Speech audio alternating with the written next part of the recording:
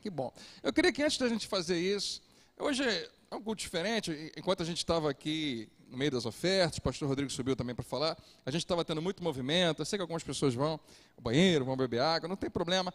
Mas eu queria que você se perguntasse, será que tem alguma coisa que pode distrair você e roubar de você a palavra de Deus? Antes de a gente começar a tratar, descubra se alguma coisa pode ser um elemento de distração e decida que nada vai roubar de você a palavra de Deus. Amém? Diga comigo, nada vai roubar o que Deus tem para mim hoje. Amém. Pega a sua Bíblia, vamos levantar bem alto e fazer a nossa confissão de fé, todo mundo junto? Esta é a minha Bíblia, eu sou o que ela diz que eu sou, eu posso o que ela diz que eu posso, e eu tenho o que ela diz que eu tenho. Hoje eu vou deixar a palavra de Deus renovar a minha mente e transformar a minha vida. Quantos podem dar glória a Deus? Amém.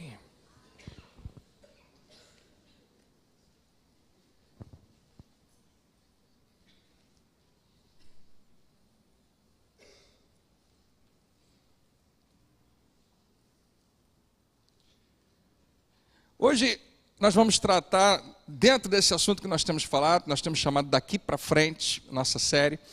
Eu coloquei um subtítulo para ela que pode parecer engraçado, mas ele é, obviamente, que a gente vai tratar aqui. Vocês daqui a pouco vão saber o que é.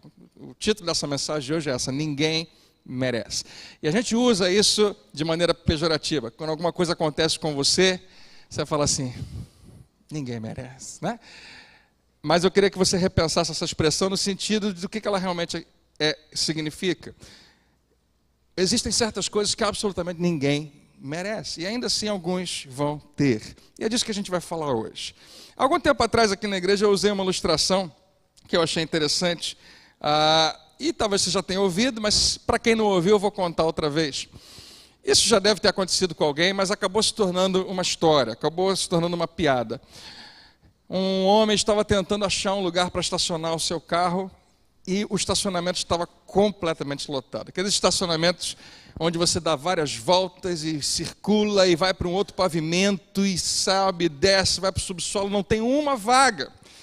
E ele tinha um compromisso importantíssimo, urgente.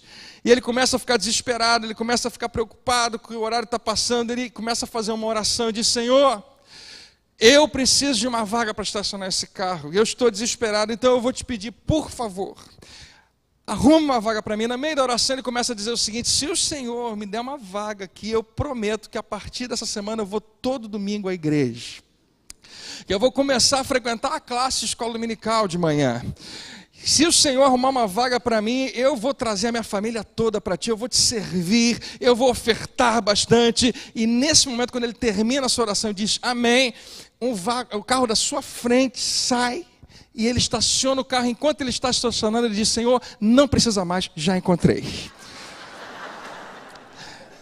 Existe uma tendência em nós, eu acho que é importante a gente elaborar um pouco em cima disso. Existe uma tendência, não apenas em nós, mas em toda e qualquer religião, de fazer um pouquinho disso, de negociar, de barganhar com Deus.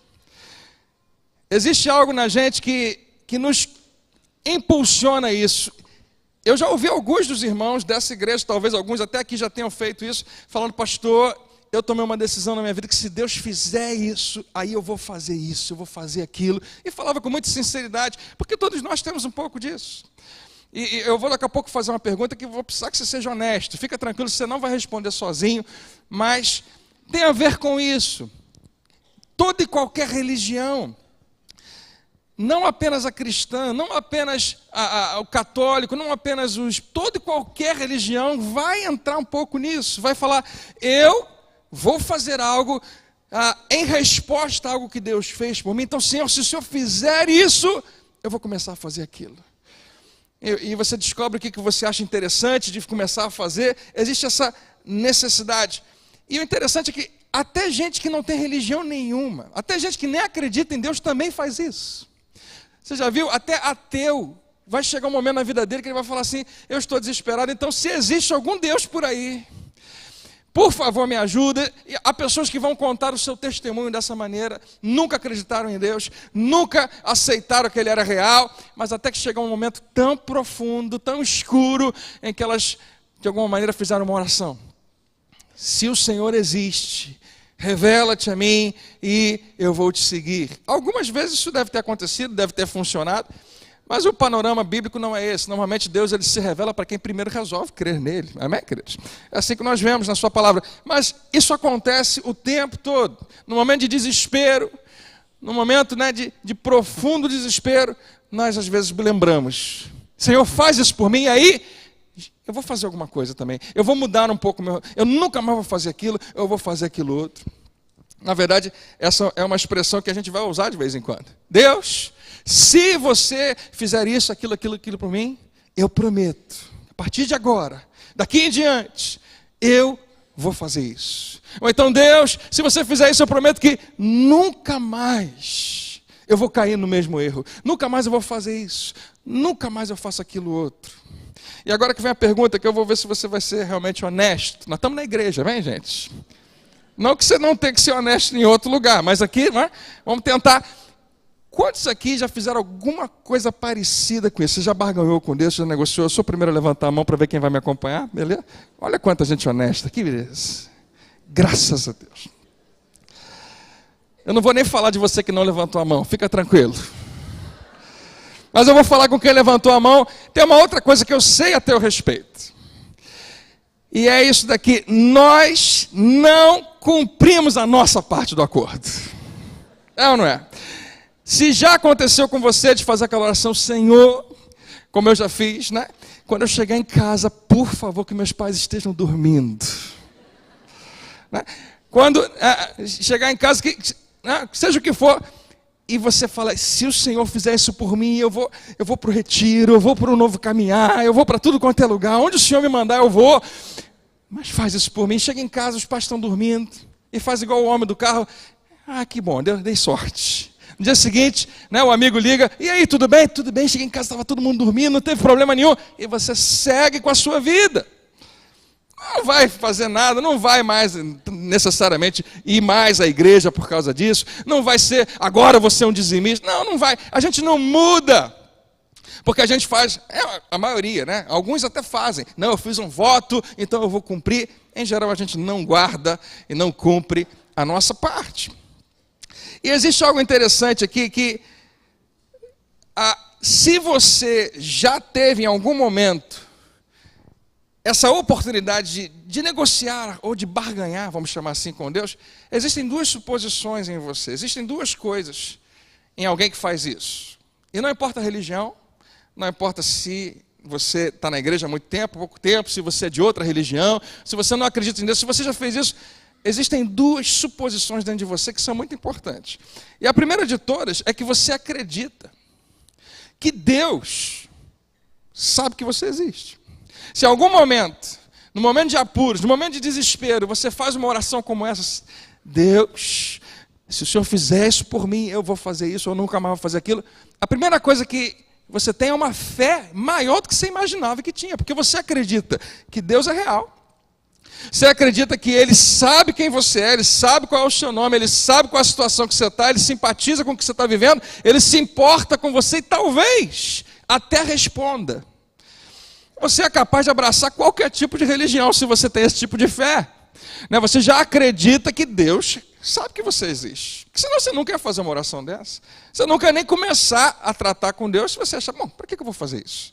Não creio, não acredito. Não, você acredita que Ele te conhece. E é muito engraçado porque você já percebeu que todas as pessoas que nunca têm menor compromisso com Deus, quando alguma coisa muito dramática, muito terrível, uma tragédia acontece, a primeira coisa que eles perguntam é, cadê Deus? Que Deus é esse que permite um negócio desse? Mesmo que nunca tenha tido nenhum compromisso, em momentos de crise, aparentemente, Deus aparece na nossa vida. Positivo ou negativamente. Mas aqui há em primeiro lugar, se você já negociou com Deus, você acredita que Ele, de alguma maneira, talvez até se importe com você, talvez até ouça a sua oração. E a segunda suposição é que, aparentemente, você tem alguma coisa que Deus quer. Porque qualquer negociação vai ter que ser assim, né? Se eu vou fazer alguma negociação com você, tem alguma coisa que você tem que eu quero. E eu preciso oferecer alguma coisa que eu acredito que você quer. Então, quando a gente faz esse tipo de coisa com Deus, o Senhor faz isso, é porque nós acreditamos que eu tenho algo que Deus quer. E o que seria? Em geral, a gente diz, bom, Deus deve estar querendo mais frequência minha na igreja, então eu vou começar a frequentar mais. Não, Deus deve estar querendo mais, talvez um pouco mais de obediência, eu não tenho sido obediente o suficiente. Não, Deus quer que eu me envolva mais no ministério, é isso. Então, Senhor, se o Senhor fizer isso por mim, eu vou me envolver mais. Não, Deus quer mais dinheiro. Aparentemente é isso que Ele quer, o tempo todo, né? Então eu vou dar mais oferta, eu vou me tornar um dizimista, eu não sei. Mas você acredita que Deus, ou melhor, que você tem alguma coisa que Deus quer. E queridos, aqui está o que separa o cristianismo de toda e qualquer outra religião. Quando você pensa nessa negociação, quando você faz essas suposições, você vai chegar a uma conclusão de que existe um ponto que muda completamente o cristianismo, separa, distingue de qualquer outra religião. É algo para o que você precisa parar e pensar se você está interessado em recomeçar uma vida com Deus, como a gente tem falado aqui. E ser realmente renovado na sua fé. E é algo que eu acho maravilhoso. E é totalmente oposto, totalmente, diametralmente oposto ao que você ouviu a respeito de Deus. Ao que te ensinaram durante a sua história de vida. Quem me ensinou? Pastores como eu, né? Igrejas como essa ou outras que você frequentou. E os seus pais. De alguma maneira, isso vai sendo passado para nós. E é o contrário do que eu vou te falar agora. E você, eu tenho certeza, vai concordar porque você vai confirmar. Mas é base para a fé evangélica, base para a fé cristã. E é a questão de que Deus não negocia com você porque Ele não quer nada de você. Você não tem absolutamente nada que Deus esteja precisando. Você já parou para pensar nisso? Será que Deus está realmente atrás do seu dinheiro? Como se Ele precisasse? Será que Deus está realmente atrás da sua maior obediência, fidelidade, como se isso fosse necessário para Ele? Não, você não tem absolutamente nada que realmente que Deus está procurando, dizendo assim, eu quero isso, então se você me der, eu vou fazer isso por você. Não funciona. Você não tem absolutamente nada. Deus não negocia porque Ele não quer nada de você, mas Ele quer algo para você. Ele tem algo para você. Faça essa distinção. É isso que distingue cristianismo de qualquer outra religião. Em qualquer outra religião existe uma necessidade de eu fazer alguma coisa para receber de qualquer que seja aquele Deus alguma coisa em troca. Procure e você vai descobrir. No cristianismo, Deus não quer nada de você. Ele quer algo para você. Quantos podem dizer amém? E é muito importante porque quando você lê as páginas do Novo Testamento e você vê os ensinos do Senhor Jesus, o que os apóstolos depois vão falar a respeito de Jesus, você vai chegar a essa conclusão.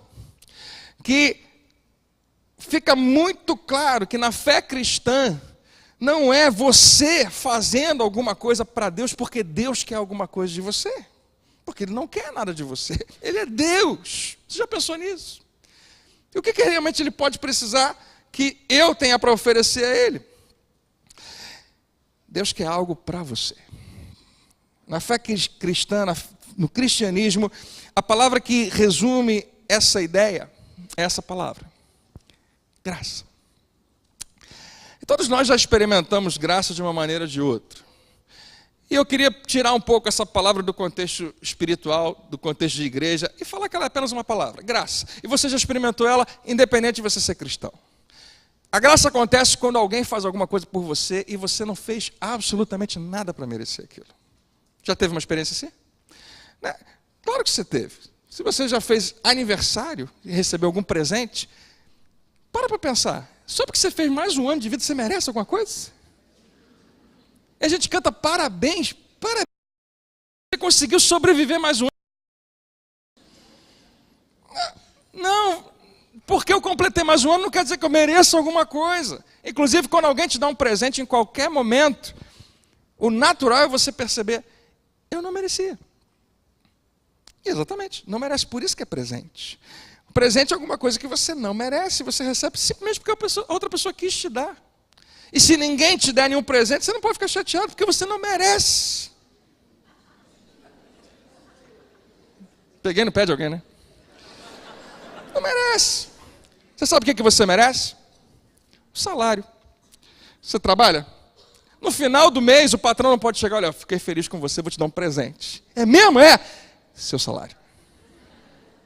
Fala sério, patrão, isso aqui eu fiz por merecer. Eu trabalhei, eu suei a camisa, eu vim todo dia, cheguei no horário. Claro que eu tenho que receber. Isso você merece. Se é salário, se é algo que você está trocando, você merece. Mas quando alguém faz alguma coisa por você e você não fez nada para merecer, e você não é alguém que necessariamente merece aquilo, isso chama-se graça. E ela acontece em qualquer nível na nossa vida. E acontece no nível fenomenal, quando Deus envia Jesus Cristo. Porque a graça para o cristão tem esse nome, é Jesus Cristo. Mas você e eu aprendemos um famoso, uma definição de graça clássica. Como é que a gente fala? Graça é? Muito bem, como é que você sabe? Favor imerecido. Quantos já conheciam essa definição? E muita gente não conhecia. Favor imerecido. Alguém faz algo por você e você não merece. Essa expressão, graça, está no centro, no epicentro da nova aliança, do Novo Testamento, da vida cristã. Ela é a base, ela é a raiz de tudo. Essa é a força que dirige tudo que aponta para Jesus, para seguir ao Senhor Jesus. Favor imerecido. E merecido significa que você não fez nada para merecer. Nada. Não fez. É incondicional. É o contrário, é a contramão do que a gente vive. Todo dia eu e você temos relacionamentos, negócios, coisas onde a gente está acostumado. Que eu só vou fazer alguma coisa se eu ganhar alguma coisa com aquilo. Se isso trouxer algum benefício para mim. Eu não estou dizendo que você vive só fazendo isso, mas a maior parte das nossas relações são assim. Para que eu vou fazer isso se eu não vou ganhar nada com isso? Não, quanto que eu realmente... então eu vou fazer. Por que você paga a sua conta de luz? Porque você quer o benefício da luz elétrica na sua casa. A pessoa, você pode pagar lá, não é um presente que eu estou dando para vocês, não precisa me dar nada não. Né? Por que você paga a escola dos seus filhos? Porque você acredita que é um investimento importante, então você tem que receber alguma coisa de volta. Seja o que for, nós nos acostumamos ao mundo onde a gente faz e está esperando algo de volta. Essa é a nossa realidade para tudo. Então é muito difícil para a gente aceitar que alguém faça alguma coisa tão grande para a gente, sem pedir nada, sem exigir nada de volta. É difícil acreditar, e eu não estou pedindo para você acreditar nisso agora, eu só queria que você pensasse um pouquinho nisso comigo.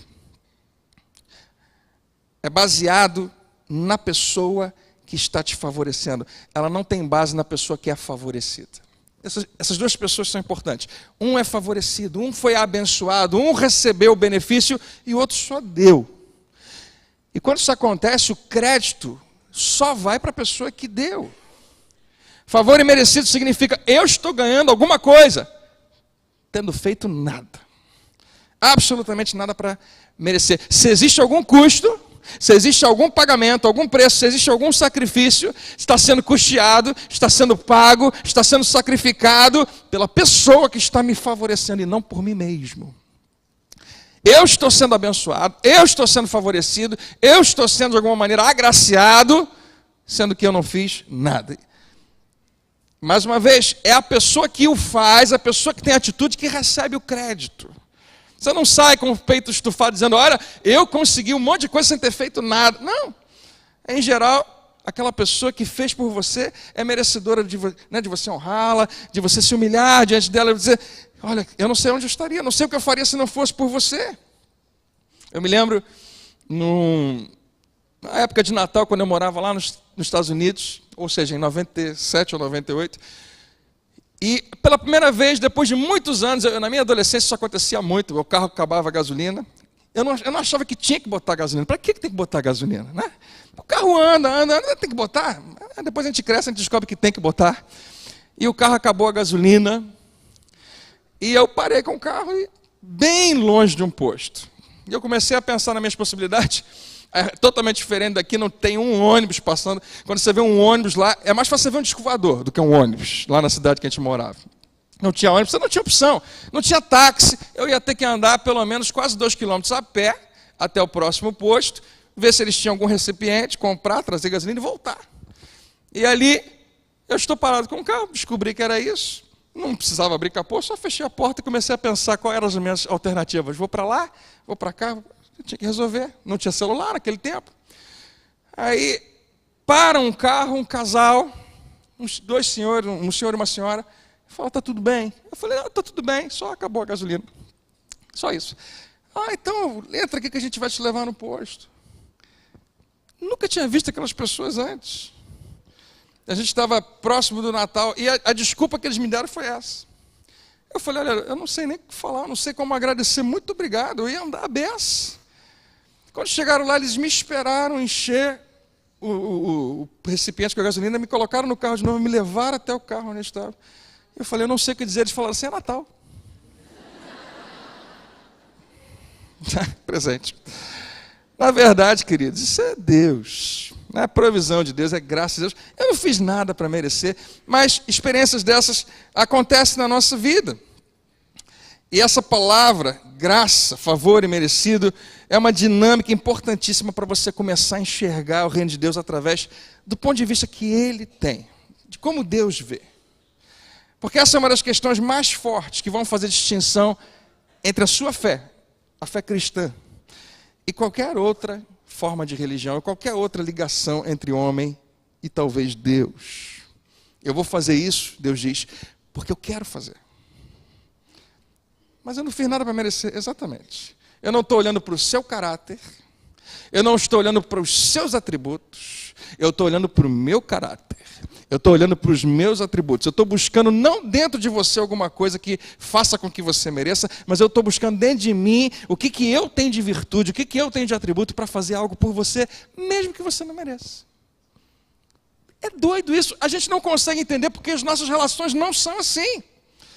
Não é por causa de quem você é, mas é por causa de quem Ele é. Ele está fazendo algo por mim e por você. Isso está no centro da nossa fé cristã. Eu coloquei um princípio importante para você, que a gente pode fazer uma pequena distinção entre misericórdia e graça. Misericórdia é quando você não recebe o mal, o ruim, algo ruim, que você merecia. Você tinha um castigo e não precisa mais ter. Alguma coisa te liberou daquele castigo, isso chama-se misericórdia. Graça é misericórdia ao quadrado. É quando você recebe alguma coisa muito boa, um presente, um dom, algo maravilhoso, que você sabe que não merecia. Que você sabe muito bem que não fez nada para ganhar aquilo. É um passo um pouco mais largo, importante que eu e você saibamos disso. Pega a sua Bíblia e abra lá em Efésios, só para você ver o que Paulo fala sobre esse tema. Efésios no capítulo 2. Paulo está na prisão escrevendo. Na verdade, ele devia estar ditando, alguém devia estar escrevendo para ele.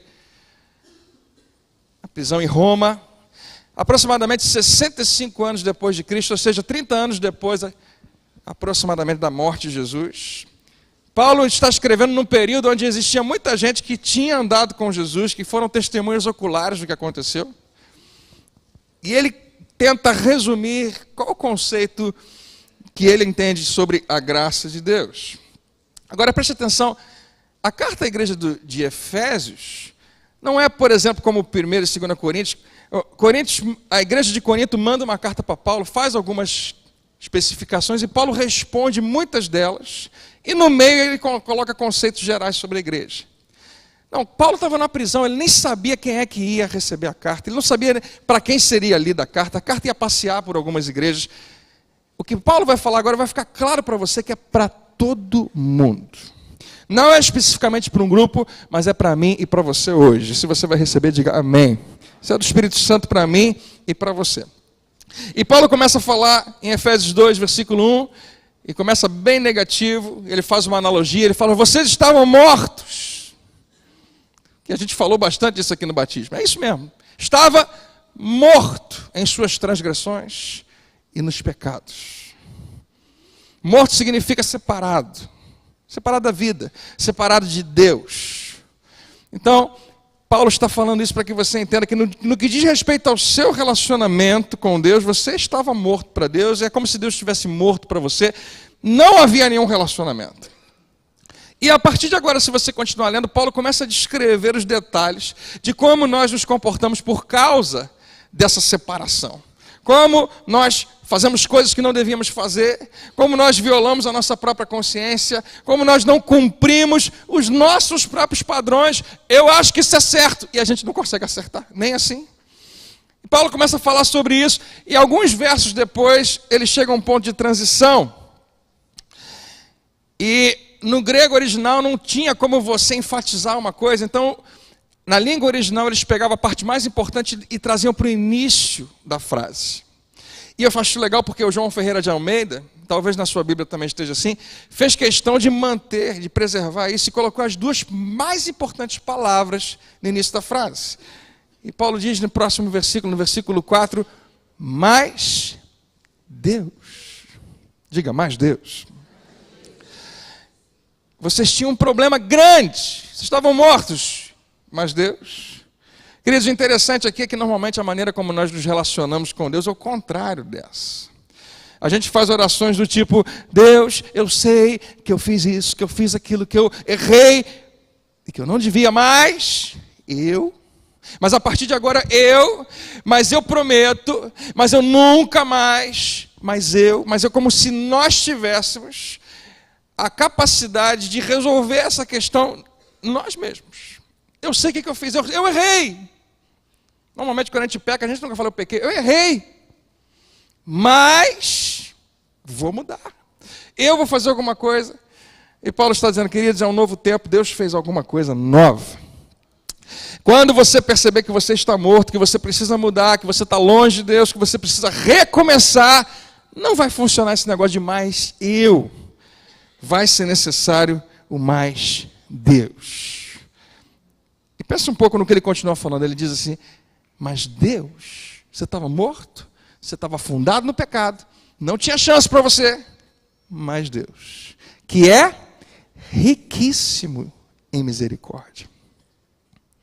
Riquíssimo. Deixa eu fazer uma pergunta para você importante. Participe dessa pesquisa agora. Quantos aqui conhecem uma pessoa riquíssima? Depois você me apresenta. Eu perguntei isso hoje na outra igreja, bom sucesso, ninguém levantou a mão. Vocês levantaram porque vocês consideram que essa pessoa não é apenas rica. Ela é riquíssima. Eu acho que ela deve ter dinheiro e não sabe muito bem o que fazer com tanto dinheiro. Imagina quando você vai usar essa expressão para falar de Deus. Deus que é riquíssimo, muito rico. E o que ele tem de riqueza? Ele é rico em quê? Em misericórdia. Riquíssimo. É tanto. É como se ele não soubesse o que fazer com tanta misericórdia. E ele continua dizendo, por causa do seu muito amor com que nos amou. Aleluia. Você pode repetir essa última frase comigo? Por causa do seu muito amor com que nos amou. Muito amor que ele fez o que com esse amor? Ele nos amou. A razão por que isso é tão importante, queridos, é porque responde a pergunta. Deus, por que você se importa comigo? Por que o Senhor ouviria a minha oração? Por que o Senhor sequer ouviria a minha voz? Por que o Senhor é capaz de me dar uma outra chance? O que eu fiz para merecer isso? Ao que Deus responderia a você, não tem nada a ver com você. Eu quero fazer isso porque eu sou riquíssimo em misericórdia e amo você desse jeito. Você entende? Será que você pode declarar isso comigo na primeira pessoa e trazer isso para você? Diga comigo. Por causa do seu muito amor com que me amou. A razão, porque você não precisa negociar com Deus. Que você nunca precisa dizer, Senhor, aqui está. O que eu posso fazer? Ele não quer nada de você, ele não precisa nada de você, mas ele tem algo para você. É porque ele é riquíssimo em misericórdia. Por causa do seu muito amor com que nos amou. E ele continua dizendo, estando nós ainda mortos em nossas ofensas, nos deu vida ou nos vivificou juntamente com Cristo. No batismo a gente estava exemplificando isso. Quando você ressurge das águas, você é vivificado juntamente com Cristo. E talvez alguém tenha dito: Paulo, será que você podia resumir que você está falando um monte de coisa? E Paulo diz: eu posso. Pela graça sois salvos. Você é salvo pela graça de Deus. O que é isso? Graça é Deus fazendo por você o que só Ele podia fazer por você, e você não tem nenhum mérito nisso, você não merecia. Pelo contrário, Deus só fez isso para aqueles que não mereciam, ou seja, toda a humanidade. Pela graça sois salvos. Aleluia. Quando você estava separado de Deus, Ele, mais Deus, não mais eu, mas Ele e não você, que é riquíssimo em misericórdia, por causa do grande amor com que Ele te amou, Ele te vivificou, te deu vida quando você estava morto. Pela graça você foi salvo. Em outras palavras, Deus escolheu trazer você de volta para Ele só porque Ele quis. Ele quis. Por quê? Eu não entendo. E aqui que vem uma coisa importante, queridos. Enquanto você ficar tentando entender, você vai ficar doido. Todos nós juntos vamos ficar malucos, nós não vamos entender. Essa é a mensagem que eu mais amo, e é a mais difícil de todas. Porque nós não entendemos, isso está completamente distante da nossa realidade, da nossa cultura. Ninguém faz isso, ninguém faz alguma coisa pelo outro, sem merecer. E se você já fez, você não é capaz de fazer uma segunda vez, porque se aquela pessoa pisou na bola outra vez, você esquece dela. Mas a misericórdia do Senhor se renova todos os dias. Nós não entendemos essa dinâmica de Deus fazer algo tão grande só porque quis fazer. Não, Ele não ficou esperando que eu merecesse absolutamente nada. E Paulo continua a falar, e talvez alguém estivesse escrevendo lá, e daqui a pouco Paulo para um pouquinho e fala: peraí, eu acho que eu estou indo rápido demais. Se você continuar a leitura, você vai ver que ele começa a falar outras coisas, e de repente ele para tudo e volta.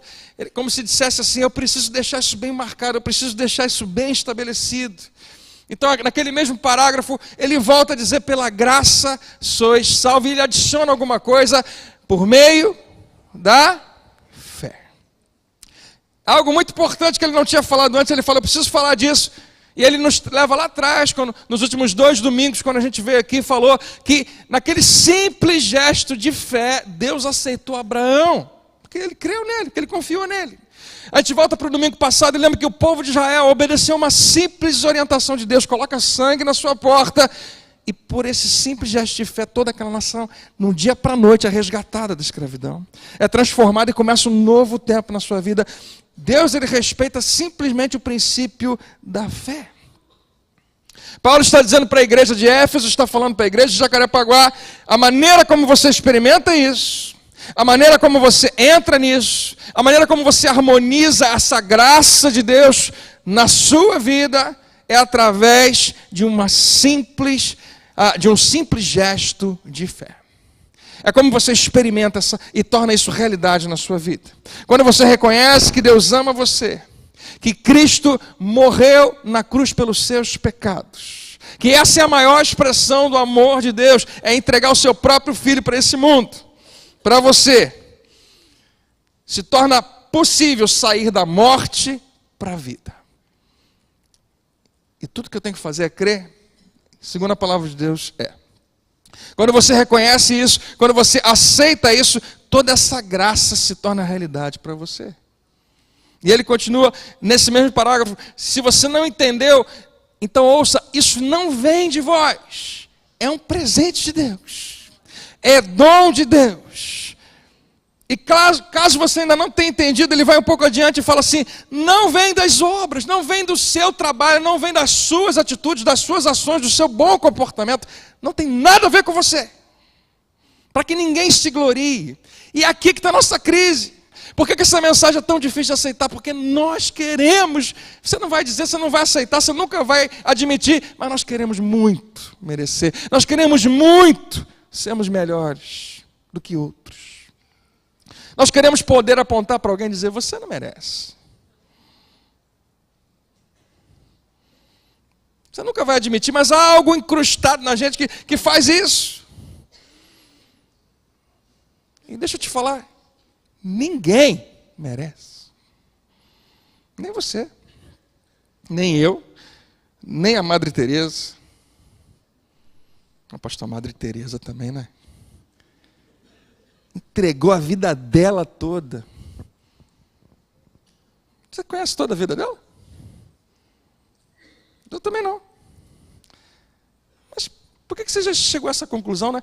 A gente faz isso. Nossa, pessoa merece o céu. Ninguém merece. Não, aquela ali vai para o inferno, tem que ir. Você sabe por que pessoas têm dificuldade até mesmo de entender e acreditar no cristianismo? Porque acham que não pode ser tão simples assim. Você está querendo me dizer, eu vi isso de uma pessoa, de uma humorista americana falando isso, e arrancando gargalhadas de todo mundo, ela é judia, e ela falava assim, eu não entendo o cristianismo, porque se Hitler, ela usa o exemplo de Hitler, que massacrou o povo judeu, milhões e milhões de pessoas, no final da sua história chegasse assim para Deus e falou, desculpa, ele é salvo? Não faz sentido. Ela fez uma brincadeira com aquilo, e claro, né? Desculpa não funciona apenas. Mas um real arrependimento, um entendimento de que sem Deus você não pode ser salvo, não importa se alguém foi 10 vezes pior do que Hitler. Ela está na mesma posição que eu e você, não é pelos pecados que cometeu, é pela natureza, que precisa ser sepultada. Como você nasceu. Pode ser a Madre Teresa, pode ser o Hitler, não importa, precisa de um Salvador, e que alguém diga amém. Não vem de obras, para que ninguém se glorie. Paulo está dizendo o seguinte, eu quero que você entenda, Deus é tão rico em misericórdia, tão rico, tem um amor tão grande, Ele pega esse amor para amar você, e não é por causa do seu caráter ou das suas qualidades, mas é também não por causa das suas boas ações, mas Deus dispensou o seu próprio caráter, as suas boas qualidades, a sua bondade, e te deu algo que você não merecia. E essa foi a parte teológica, e para terminar eu quero só falar da parte prática. Como é que você vai colocar isso em prática na sua vida? Nós vivemos num mundo que é exatamente o oposto disso. Diametralmente. E quando eu falo mundo, preste atenção, pastor, realmente o mundo é assim. Não, o seu mundo. Inclusive aqui dentro. A nossa realidade é essa. Se você fizer, eu faço. Se você não fizer, não fique esperando. Porque eu não vou fazer. Nós fazemos isso, mesmo que você diga, não sou assim, não. Nós somos a maior parte do tempo, com tudo. Então eu deixo com você uma questão. Que critério você vai usar para determinar a sua posição diante de Deus? Qual é a sua posição? E você só tem 2 opções, ou você é pecador, ou você é justo. Ou você é aceito por Ele, ou você é rejeitado por Ele. É a única opção, uma das duas, você não tem um meio termo. Eu estou tentando. Não, você é uma coisa ou outra. Assim, embora a gente viva um tempo onde isso está meio doido, você só tem 2 opções, você só pode ser homem ou mulher. Amém? Por que você é homem? Nasceu homem. Por que você é mulher? Nasceu mulher. É questão de natureza. Então eu nasci. Eu posso, em algum momento, fazer alguma coisa que parece mulher? Posso me vestir? Posso usar uma maquiagem de mulher? Posso. Vou deixar de ser homem? Não, vou continuar sendo homem, porque eu nasci assim. Eu sei que isso traz outras discussões, a gente não vai fazer isso aqui agora. Mas a mesma coisa a mulher, a mesma coisa o contrário, você pode fazer o que for, a realidade de quem você é nunca vai mudar. Você nasceu pecador, é isso que você é. Já era. O que eu posso fazer para ser salvo? Você tem que cumprir toda a lei. Você tem que fazer tudo certo e não pode errar em nada. Pastor, eu nunca matei. Nunca adulterei. Nunca mentiu? Pode pular isso, não. Nunca fumei, nunca bebi, nunca me droguei. Já ultrapassou o limite de velocidade? Já passou o sinal vermelho? Não. Não, nunca. Mas isso também leva você para o inferno. A Bíblia diz que se você errar na lei dos homens, você é réu e culpado de morte. Então não tenta estabelecer uma regra que vai funcionar. Porque, querido, não vai funcionar. É isso que eu queria falar com você. Existe um problema aqui. Existe um problema que a gente precisa tentar resolver. E eu não vou resolver ele para você, mas eu vou deixar você pensando nele. Nesse momento, eu queria me render a algo. Eu vou te dar uma crise. Você não vai gostar, mas é importante. Muitos de nós fomos programados pelas nossas raízes religiosas, pela influência do catolicismo e do protestantismo também, porque houve uma distorção imensa na simples mensagem do Evangelho. Nós fomos doutrinados a acreditar que tem muito.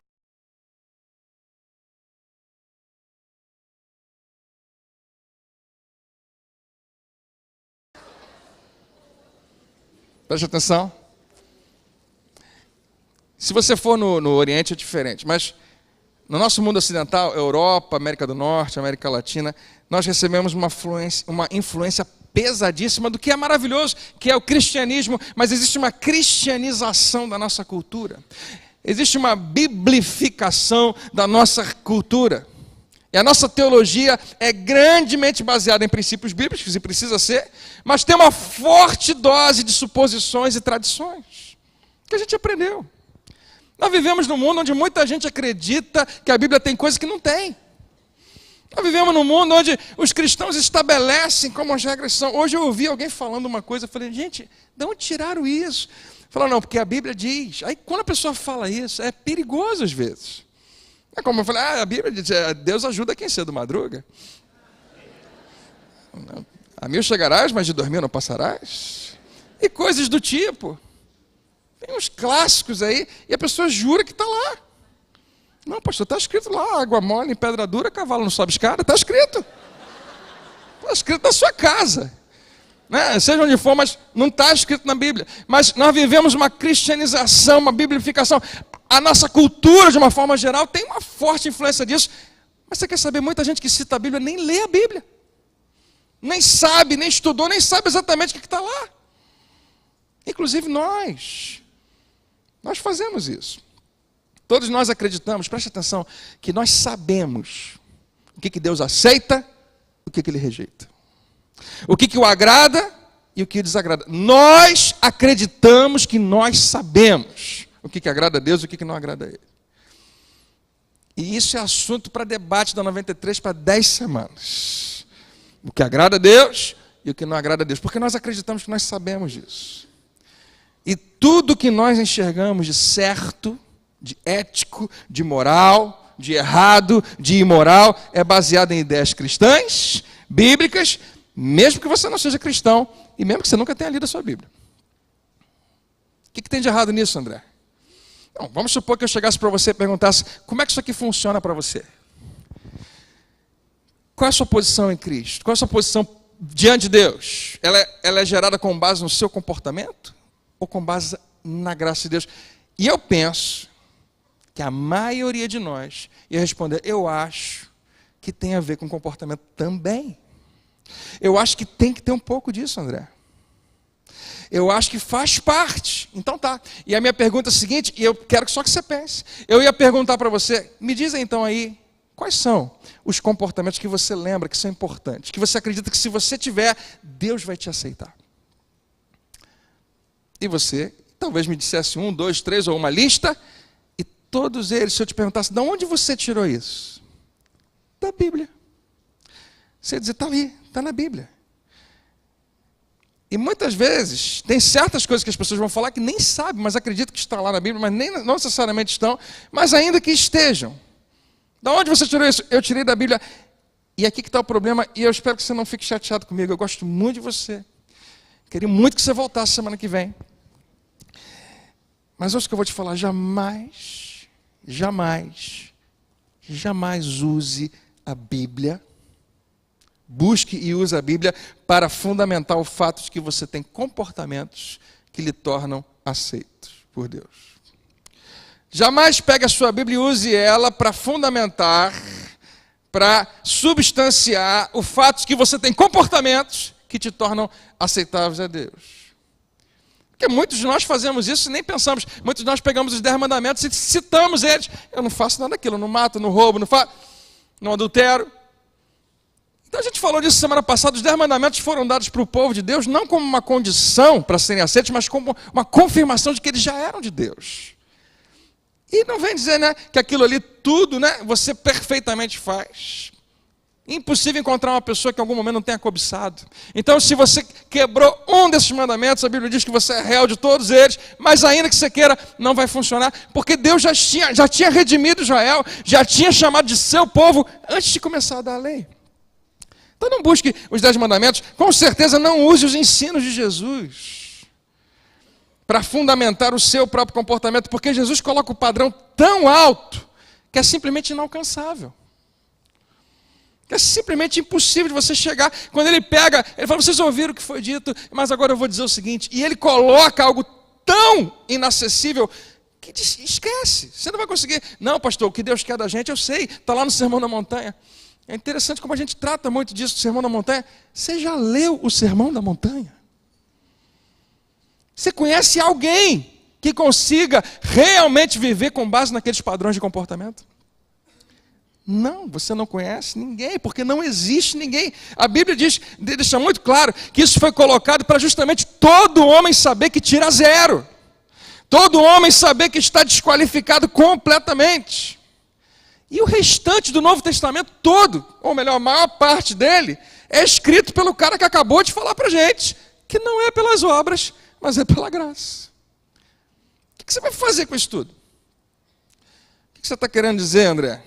Queridos, eu estou só, mais uma vez, convidando você a pensar nesse assunto, porque a gente tem um problema aqui. Toda a nossa realidade sobre como Deus nos aceita é um sistema moral baseado em informações que você recebeu da Bíblia.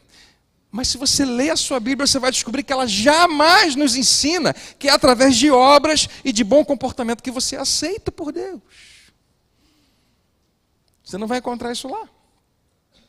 Ou seja, se você acredita que você sabe como você deve se comportar a fim de ser aceito por Deus, então a maneira como você crê, ela com certeza veio da Bíblia, mas ela não é completamente bíblica. Pastor, você está enrolando a gente. Então deixa eu ir um pouco além. O que você acredita hoje que funciona, faz parte do que você ouviu Jesus ensinar, mas não tem nenhuma relação com o seu ministério e com a sua obra. Deixa eu te dar um exemplo. Quando Jesus está falando, o que a gente chama de Sermão da Montanha, ele fala para um monte de gente. Ele fala, vocês ouviram que foi dito que não adulterarás? E aqueles fariseus todos, ou todas aquelas pessoas que estão lá, respira aliviado e fala, graças a Deus, nunca fiz isso. Aí Jesus pega o patamar e bota lá em cima. Porém, eu vos digo que se alguém olhou de maneira impura para alguma mulher, não importa de que maneira, o que você chama de impuro, do 0 ao 100, se você olhou de maneira impura e já adulterou. E agora está todo mundo lascado, porque aqueles homens todos que estavam lá, e algumas mulheres também que talvez fossem o objeto provocante da situação, todos estavam agora no mesmo patamar, ninguém escapava. No entanto, esse é o mesmo Jesus, que alguns capítulos depois, uma mulher que foi flagrada em adultério, ele acabou de ensinar, adultério é isso, é errado, e Deus não se agrada, é pecado e pronto. E todo mundo está no mesmo lugar, todo mundo na mesma posição. Daqui a pouco ele pega uma mulher que foi flagrada em adultério, é colocada na frente dele, e ela está prestes a ser apedrejada, dependendo da ordem que ele daria.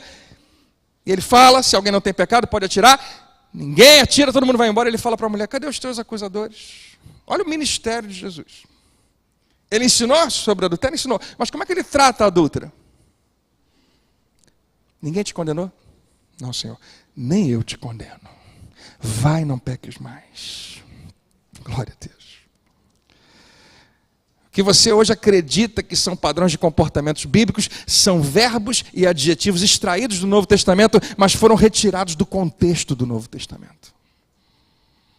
Porque quando nós abrimos as Escrituras, nós descobrimos que não há absolutamente ninguém que seja tão bom assim, bom o suficiente para ser aceito por Deus. Ninguém. Absolutamente ninguém. Na verdade, não tem ninguém nem perto disso. Nem perto.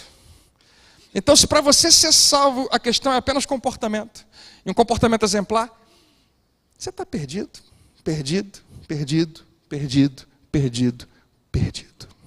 Não tem outra opção. E você sabe o que é pior? Se você acredita que pelo seu bom comportamento, você nunca vai saber se você conseguir alcançar. Se o que você fez é suficiente. Você vai ter que esperar chegar no dia do juízo final e ouvir. Será que eu dei sorte? Será que tudo que eu fiz foi suficiente? Queridos, não há nenhum lugar do planeta uma lista de Deus, que Deus tenha colocado, que diz como você deve se comportar a fim de ser salvo, a fim de ser aceito por Ele. E mais uma vez, não ouse abrir a sua Bíblia para isso, porque vai confirmar que você está perdido. A não ser que você se renda completamente à sua graça.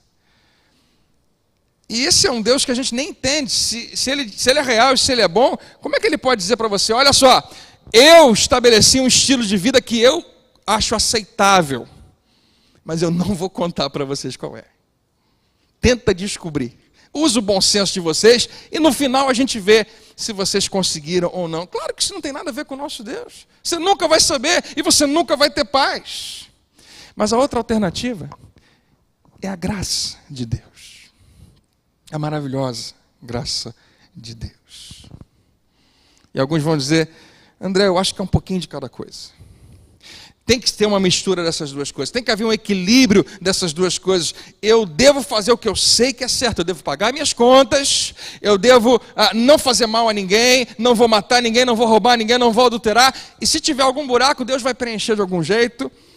E a minha pergunta para você vai ser, ok, da onde você tirou isso? Você sabe de onde você tirou isso? Daqui, da igreja. Porque a igreja ensina isso há séculos. As igrejas, de uma forma geral, plantaram isso no nosso coração. Você tem que se comportar. Pastor, quando o senhor fala assim, o senhor nos dá a impressão que não precisa se comportar. Então preste atenção no que eu vou te falar agora. Porque eu prego muito sobre comportamento e vou continuar pregando, porque Paulo fazia isso. O pastor Alexandre vem aqui de manhã e ele falou para a igreja. Essa é a praia dele, ele gosta de falar sobre esse assunto. E eu adoro. No meu herói, eu gosto das pregações dele. E eu prego também, frequentemente. Aliás, a próxima série do mês que vem a gente vai tratar disso. Como é que isso se encaixa? Comportamento é tão importante, você está falando que não é tão importante assim? Não estou falando em nenhum momento que não é importante. O problema é onde você está colocando isso. Se você vai viver a sua vida inteira tentando ser aceito por Deus através de um bom comportamento, você vai viver uma vida sem paz. Porque o comportamento que você tem que ter não é... A essência do cristianismo não é essa. O comportamento é uma resposta, é uma consequência natural quando você entende e recebe o amor de Deus. O cara que escreveu quase todo o Novo Testamento diz para mim e para você, não vem de vós. É? Mais alto, é? É um presente. E ele continua, caso você não tenha compreendido, guarda isso, não vem das, não tem nada a ver com o seu comportamento, não tem nada a ver com o seu caráter, com as suas atitudes, com quem você, é dom de Deus. Era isso que o apóstolo Paulo acreditava, era isso que ele pregava, mais do que qualquer outra coisa. Era isso que ele acreditava que Pedro, João e os outros discípulos acreditavam. Era isso que todos eles acreditavam que Jesus veio fazer. Então, colocando de uma outra maneira, que critério você vai usar para determinar a sua posição diante de Deus? O que você faz por você? Ou o que Deus fez por você? E essa é aquela pergunta que você vai responder teologicamente. Você não vai responder ela emocionalmente, mas para pensar. Eu marquei o verbo fazer duas vezes, faz e fez. Vou pedir o tecladista para subir. Todas as religiões, todas, elas vão se concentrar naquela primeira afirmação. Que você, obrigado Bia, você é aceito, você determina a sua atitude diante de Deus com base no que você faz. No cristianismo não. No cristianismo nós aprendemos de todo o nosso coração que quem realmente interessa é o que Deus fez por mim. E o que Deus fez por você? Se você souber responder essa pergunta, a gente volta para a primeira mensagem dessa série, é a mais importante de todas. Quem é Jesus? O que Deus fez por você? Se você souber responder essa pergunta, acabaram as suas crises. Acabaram. Porque essa é a essência do cristianismo. Tá bom, pastor, mas e o comportamento entra onde? Se o senhor está falando que isso é importante também. E eu espero realmente que você não me interprete mal. Eu não estou pregando que é desnecessário. Você não precisa, não, nada disso. Paulo prega bastante. A questão é qual é a sua motivação. Então, para terminar dizendo o que você deve fazer, guarda essas duas expressões: o que você faz, o seu comportamento, e o que Deus fez. Como é que a gente trata disso? Tudo que você faz deve ser uma reação ao que Deus fez. Você sabe por que cristãos perdoam ou devem perdoar? Porque nós fomos perdoados. Você sabe por que nós damos liberalmente? Porque nós recebemos muito. Você sabe por que nós servimos uns aos outros? Porque nós fomos grandemente servidos. Você sabe por que nós somos gentis uns com os outros? Ou precisamos ser? Porque quando Deus resolveu colocar alguém em primeiro lugar, Ele lembrou de você e colocou você em primeiro lugar.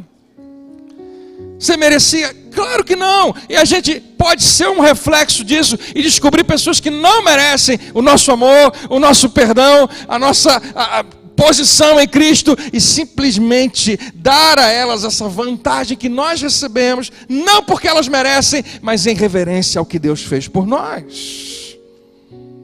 Não vem de obras, não é seu, não é você mesmo, mas é um dom de Deus. Tudo o que você deve fazer na fé cristã deve ser uma resposta ao que Deus já fez por nós. Ou seja, você nunca mais precisa barganhar com Ele. Nunca mais você precisa negociar com Deus. Senhor, eu vou fazer isso se o Senhor fizer aquilo outro. Não, isso é religião. No cristianismo, na religião você nunca sabe se você está bem com Deus. Você nunca tem paz. Você vive uma vida de ansiedade. Na fé cristã nós fomos chamados a viver uma vida exemplar, sim. Não para sermos aceitos por Deus, mas exatamente porque nós já fomos aceitos por Ele. Amém, queridos? Cristianismo nunca foi e nunca vai ser sobre o que você faz. Cristianismo sempre foi e sempre vai ser sobre o que Ele já fez. Pelo seu muito amor, com o qual Ele te amou, pela graça, você foi salvo por meio da sua fé. E isso é um presente de Deus. É dom de Deus. Então hoje você tem uma decisão a tomar. Dentro de mais alguns segundos eu vou pedir para você ficar de pé. Se você quiser já espreguiçar, vai ser bom para você não demorar muito. Se você vai renovar a sua fé, porque vai chegar em determinado momento que você vai ter crise com isso, como eu te falei, e você vai ter que se perguntar, porque você vai estar lá no seu travesseiro à noite e vai falar: diante do que eu sou, diante do que eu fiz, a vida como eu tenho vivido, como é que Deus realmente vai responder a minha oração? Será que Ele me ouve? Será que Ele vai realmente me ouvir? Será que Ele se importa comigo? E se Ele se importa comigo, Ele faz isso com base no meu comportamento? Ou Ele faz isso com base no que Ele fez por mim? Quando você se rende à graça de Deus, você encontra paz. Quando você se rende ao amor de Deus, você não vive preocupado. Mas quanto mais você se garantir na sua própria capacidade de agradá-lo, você jamais vai ter paz. E vai viver a vida inteira sem saber se foi suficiente. E nunca vai ser. Você pode tomar uma decisão: a partir de hoje você nunca mais comete um erro. E não vai ser suficiente. Nunca vai pagar o preço do pecado. Só o sangue de Jesus poderia fazer isso. Graça maravilhosa. Há uma canção antiga, famosa, um hino que chamava isso, Graça Maravilhosa. Você sabe por que fizeram essa canção? Porque é exatamente isso que a graça é. E olha que interessante, quanto menos maravilhoso você foi, mais maravilhosa ela é para você. Quanto pior foi a sua vida, quanto mais cheio de crises e problemas, mais você se alegra e recebe essa maravilhosa graça de Deus. Quanto menos você achar que merece ela, maior é essa na sua vida. E essa é a razão porque as pessoas mais gentis, as mais graciosas que você vai encontrar na sua vida, são pessoas que compreenderam isso, que desistiram de afirmar a sua autojustiça, a sua justiça própria, porque essa é a alternativa. Era o que os fariseus tinham, justiça própria. Você lembra como é que Jesus trata com pecadores? Prostitutas, ladrões e publicanos. E como é que ele trata com fariseus? Fariseus, eles estariam aqui hoje sentados, gostando muito da mensagem, mas com um senso de justiça própria, dizendo: não, eu tenho que merecer. Por quê? E a autojustiça de cara parece algo muito bonito e muito santo, mas com o tempo você vai perceber que é podre. É o que eu tenho visto o tempo todo. Então eu vou escolher a outra opção. É um presente de Deus. É como eu vou escolher. E você não é obrigado a fazer o mesmo. Porque talvez você esteja pensando: pastor, isso é quase bom demais para ser verdade. Mas quando alguém te ama com esse amor tão grande, é isso que você vai sentir mesmo. É bom demais para ser verdade. Deixa eu te falar, é bom demais e é verdade. É o que a Bíblia diz a meu respeito e a teu respeito. Então, antes de você ir embora, eu queria deixar essa pergunta com você. Porque toda vez que eu vou pregar sobre graça, a minha crise é essa. Toda vez. Eu vou falar para as pessoas da igreja que Deus as ama incondicionalmente. E deixa eu abrir meu coração e falar. Eu não posso nem começar a dizer para você quanta gente já veio me falar para não pregar isso. Quantas pessoas, mais do que você pode imaginar. Eu não duvido que vão continuar falando. Eu poderia dizer assim, mas é verdade, isso não está agradando. E essa mensagem não agrada. Você sabe a mensagem que mais agrada? É o inverso dessa. Não, você tem que fazer por merecer. O crente adora isso, porque está na nossa natureza. Foi como a gente aprendeu, é como a gente quer. Então pregar isso não é fácil não. E não vai agradar todo mundo mesmo. E sempre que a gente prega sobre esse assunto, as pessoas, ao invés de olharem para si mesmas, elas olham para o vizinho e pensam: pastor, pode ser que essa pessoa interprete errado. Pode ser que ela ache que agora ela pode fazer tudo, que Deus sempre vai amá-la. Será? Ao invés de olhar para dentro, ela olha para os lados e fala: talvez alguém vai interpretar isso de uma maneira e vai pensar assim: então pode tudo. Porque Deus me ama, eu posso pecar à vontade e Ele no final Ele vai me salvar, porque o amor dele é incondicional. E eu não estou respondendo essa pergunta agora, porque essa pergunta aparecia no ministério de Paulo toda hora. Leia o livro de Romanos, ele vai falar: então vamos pecar à vontade, para que a graça seja maior. Ele responde: não. Como é que a gente vai viver em pecado se a gente morreu para o pecado? O problema é quando a gente coloca a coisa fora de ordem. Você só consegue começar a ter força para vencer o pecado quando você recebe a graça de Deus. Vá e não peques mais, vem depois de: nem eu te condeno.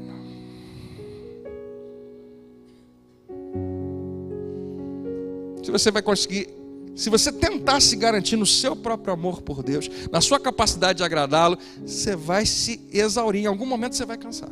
Em algum momento você vai descobrir que você terminou em você mesmo e não conseguiu alcançar nada. Você vai ter que se render. Mas isso é uma decisão sua. Eu não posso fazer isso por você. A minha pergunta é: toda vez que nós tratamos desse assunto, muita gente reage a essa graça incondicional com essa expressão: mas então, pastor André, o que a gente faz com aquele versículo que diz assim, assim, assado? Mas o que a gente faz com aquela outra pregação que eu ouvi? Mas o que a gente faz com aquela pessoa que disse isso, isso, isso? Seja qual for a sua história, você tem um mais então. E a minha pergunta é: qual é o seu mais então? Falei que ia te dar uma crise hoje? Porque é isso que você vai discutir no PG, na quinta-feira, na sexta-feira.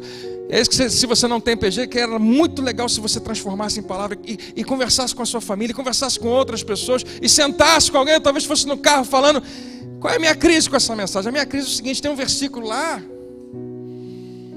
que diz que, hoje a Rafaela chamou a atenção para mim, que diz, a Bíblia diz que sem a santificação ninguém verá a Deus. É verdade, está lá escrito. Então essa pode ser o seu: mas então, o que eu faço com isso? Eu não vou te dar resposta. A questão é que se você vai acreditar que a santificação é o seu comportamento e ver a Deus significa ir para o céu, beleza. Pega isso agora, e aí a pergunta é: o que você faz com a obra da cruz de Cristo? Essa é a grande pergunta no final das contas. Porque talvez a santificação, que é algo que acontece com você e sim acaba transformando o seu comportamento, faça você ver Deus naquele momento na sua vida. Não necessariamente algo que vai te levar ao céu, porque a obra da cruz, o sangue de Jesus, é infinitamente maior do que qualquer comportamento seu. Muito maior do que o pecado que Adão cometeu. é o sangue vertido na cruz que nos salvou. Qual poder é maior na sua vida? E se você sair daqui, né? Talvez você... Porque eu sei que eu sou ótimo em convencer você. Eu sou muito bom nisso. Mas quando você sair por aquela porta lá, você vai até esquecer de mim.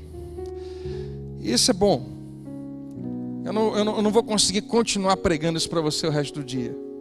Então eu queria muito que você pegasse aquilo que você ouviu hoje, aquilo que você cresceu ouvindo, aquilo que você o tempo todo na sua vida aprendeu, com o seu pastor, com a sua igreja, com os seus líderes, e converse com alguém sobre isso. Mais uma vez, você não tem que terminar a conversa dizendo assim, porque senão essa conversa não tem fim. Você não vai conseguir chegar, então chegamos a uma conclusão. Não, esqueça, você não vai conseguir chegar a uma conclusão. Você vai dizer, eu realmente não sei o que fazer, porque a Bíblia fala isso aqui e fala isso outro aqui. Porque a Bíblia fala isso aqui, mas o que eu experimento é uma outra realidade, porque o pastor fulano de tal pregou isso e o Beltrano pegou isso outro. É isso que eu quero que você pense, que você descubra o que realmente conta para você. Porque se você nunca fizer isso, você vai viver uma vida de dúvida. Você nunca vai saber. Algum tempo atrás, falando sobre o filho pródigo, eu gostei tanto de falar aquilo. Eu lembro que o filho pródigo está andando, voltando para casa, com o seu discurso: pai, eu não sou digno. E o pai vem correndo, dá um abraço no filho, beija. O filho não consegue nem falar tudo que tinha que falar, de tanto abraço e beijo que está ganhando do pai. Jesus está contando essa história para exemplificar por que ele come e bebe com pecadores e senta com eles. E o filho está ali sendo abraçado e beijado pelo pai, com um discurso pronto, dizendo: eu não sou digno, deixa eu ser servo, porque filho não dá mais para eu ser. No entanto, ele não consegue nem falar isso de tanto abraço, tanto beijo. Agora, suponha que isso fosse uma realidade, porque essa é uma história que Jesus inventou, é uma parábola. Mas suponha que isso fosse uma realidade, e você fosse esse filho. Você tem duas opções. Você pode aceitar aquele abraço, ou você pode afastar o seu pai e dizer: pai, peraí. Antes de você falar qualquer coisa, antes de você me dar abraço, antes de você me dar beijo, eu tenho que falar o que eu tenho que falar. Eu não sou digno, eu abri mão dessa família, eu peguei a minha herança e gastei tudo, eu abandonei, cortei relações com vocês, não sou mais filho, eu vim aqui só para pedir para ser servo. Você acha que o pai ia rejeitar? Você quer ser servo? O que eu posso fazer? Como é que eu vou torcer a sua vontade? Você vai fazer o que você quiser fazer. Ou você pode aceitar o abraço. É uma decisão sua. Sempre vai ser sua. Quando você entende, diga amém. Vamos ficar de pé. Quando você pensa nessa graça incondicional, o que puxa você para trás? O que faz você pensar: André, não pode ser tão simples assim? Eu quero que você pense. Eu sei que alguém vai me mandar e-mail por causa disso. Não tem problema. Você pode pegar essa mensagem, ouvir, descobrir exatamente o que eu falei, citar o que eu falei. Não tem problema. O que eu acredito que pode acontecer, como eu falei, muitas pessoas disseram para não pregar isso no decorrer da minha vida. Não sei por que eu insisto. Deve ser porque o Espírito Santo continua falando isso no meu coração e eu sei como isso é real. Se eu não pregar isso, eu não sei mais o que a gente vai pregar. Porque essa é a palavra de Deus.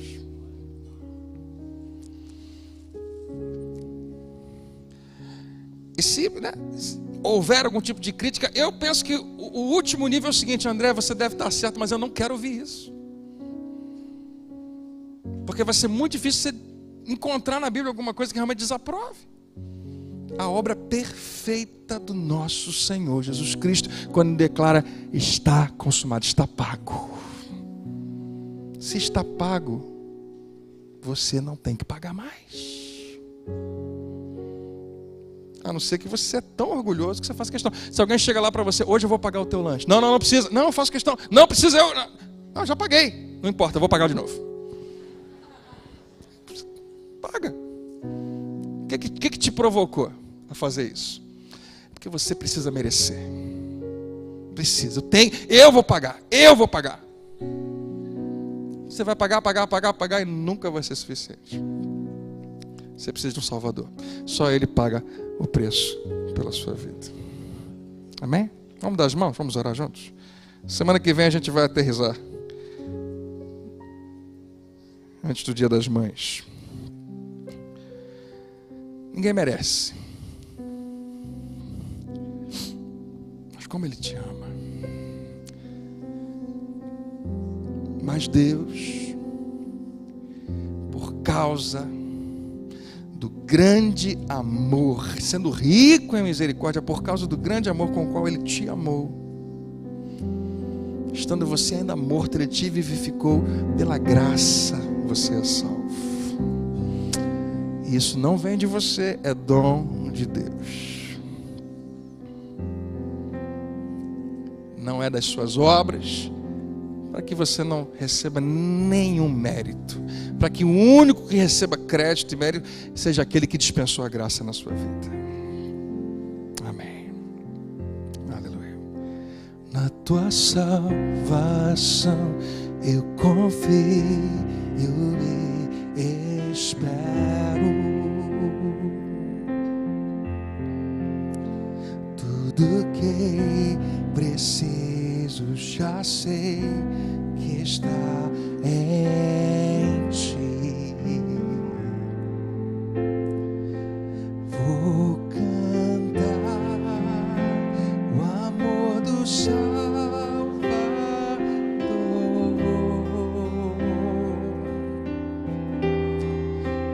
Vou cantar só a ti, Jesus. Te encontro aqui.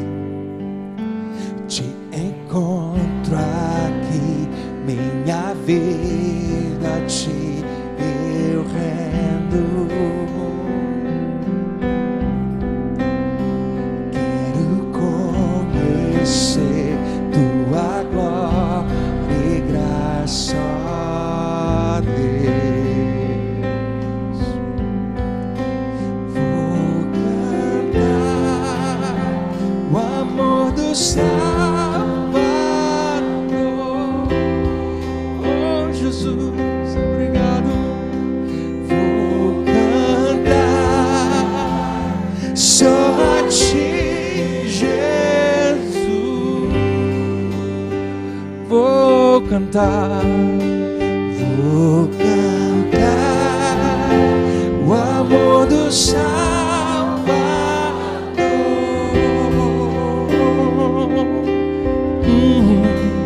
Vou cantar só a ti, Jesus. Só Ele é Deus. Tu somente és Deus. Tu somente és Deus. Vamos declarar teu nome, ó Senhor. Tu somente és Deus. Tu somente és Deus. Vamos declarar teu nome, ó Senhor. Que reina sobre nós, Senhor. Reina sobre nós, reina sobre nós, Jesus.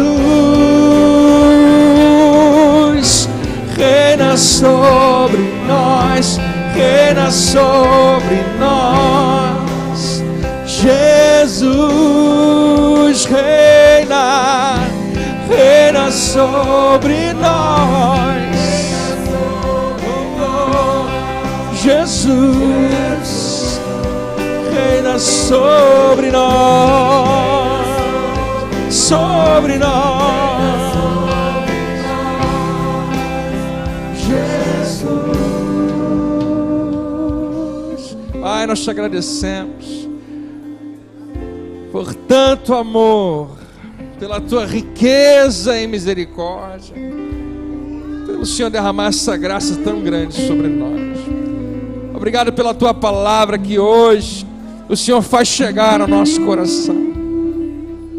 Que teu Espírito tenha liberdade nesse momento e encontre pessoas aqui e sele essa palavra no coração e marque profundamente para sempre a maior verdade.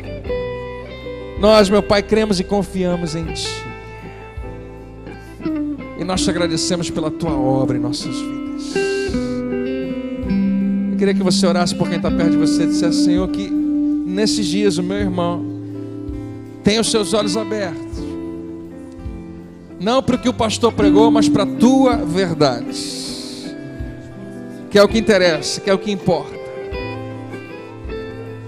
Peça que Deus ajude essa pessoa a enxergar. Essa é uma oração bíblica que Paulo faz pela igreja dos Efésios. Eu oro pedindo a Deus que os olhos do seu coração sejam abertos, para que você compreenda a grandeza do seu amor e do seu poder.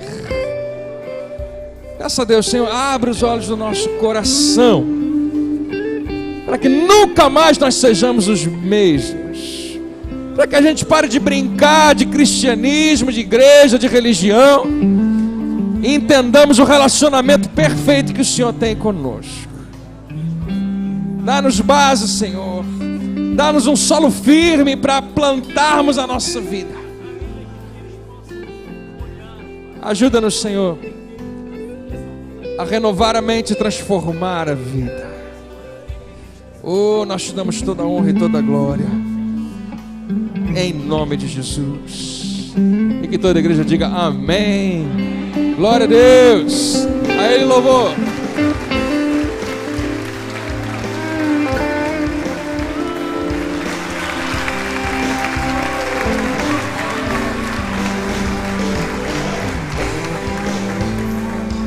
Querido, só mais um minutinho, 2 ou 3. A gente não pode deixar de perguntar, né? Se nessa noite tem alguém que é um convite, quer fazer parte desse grande amor, o amor de Deus, essa graça que a gente foi muito bem exposta aqui hoje. Ele te amou primeiro, querido. Quantos querem nessa noite corresponder a esse amor? Eu queria que você, com um sinal, fizesse assim: a gente quer abençoar a tua vida. Você que ainda não confessou Jesus como seu Senhor e Salvador da sua vida, se você essa noite quer fazer, acredite, Deus ama você. Acredite, Deus quer ter esse relacionamento que foi falado aqui, um relacionamento íntimo e verdadeiro com você. Quantos querem? Faz um sinal assim: eu quero só orar pela tua vida. Existe alguém aqui hoje que queira tomar essa decisão, falar: ó, André, eu quero ter esse compromisso com Deus. Quantos? Não temos essa noite? Todos já fazem parte do reino de Deus? Glória a Deus. Que bênção. Tem aqui? Aonde? Opa, tem um ali. Que Deus abençoe sua vida. Mais alguém? Tem mais alguma pessoa? Deus, Ele te ama e Ele quer te completar de verdade. Só que quando a gente tem esse conhecimento de quem Deus é na verdade, a gente começa a se perceber de verdade quem nós somos. Vamos orar, agradecer a Deus pela vida dessa irmã. Senhor, muito obrigado, Senhor, por a vida dessa senhora que aceita esse tão grande amor que foi exposto aqui hoje, Pai. Que ela perceba a cada dia, Pai, o Teu Espírito Santo, que agora vai fazer parte, Senhor, do seu interior, transformando a vida dela por completo, Pai. Que ela possa ter, Senhor, iluminação de quem Tu és, Pai. Senhor, muito obrigado, Senhor, por essa decisão. Confirma cada dia, Pai, na vida dela, Senhor, que Tu és um Deus presente, Tu és um Deus que cuida de nós, e que Tu és um Deus, Senhor, que antes de tudo, antes das nossas atitudes, Tu, Senhor, primeiro nos amou, Senhor, com um amor sem fim. E nós somos gratos, Senhor, por tudo que o Senhor tem feito. Obrigado porque houve salvação nessa casa aqui essa noite. Então confirma, Senhor, na vida dessa senhora aquilo, Senhor, que Tu tem para a vida dela. Muito obrigado, nós te agradecemos no nome de Jesus.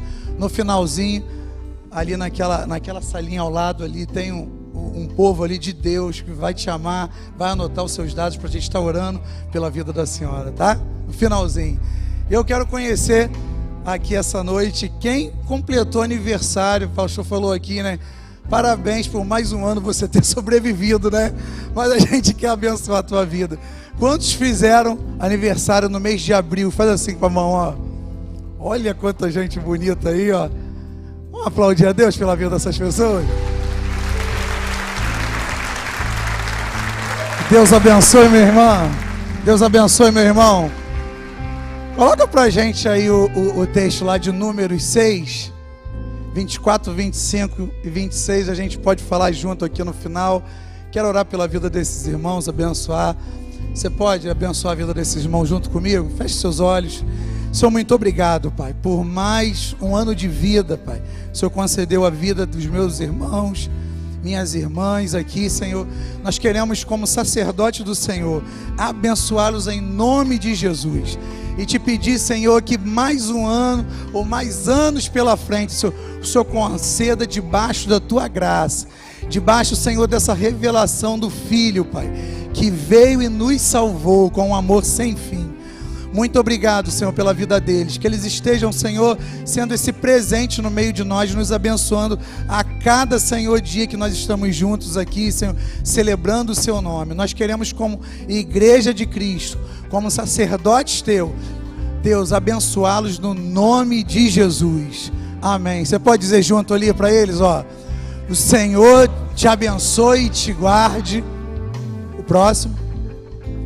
O Senhor faça resplandecer o seu rosto sobre ti e tenha misericórdia de ti. O Senhor levante sobre ti o seu rosto e te dê a paz. Amém. Aplauda o Senhor, querido. Glória a Deus.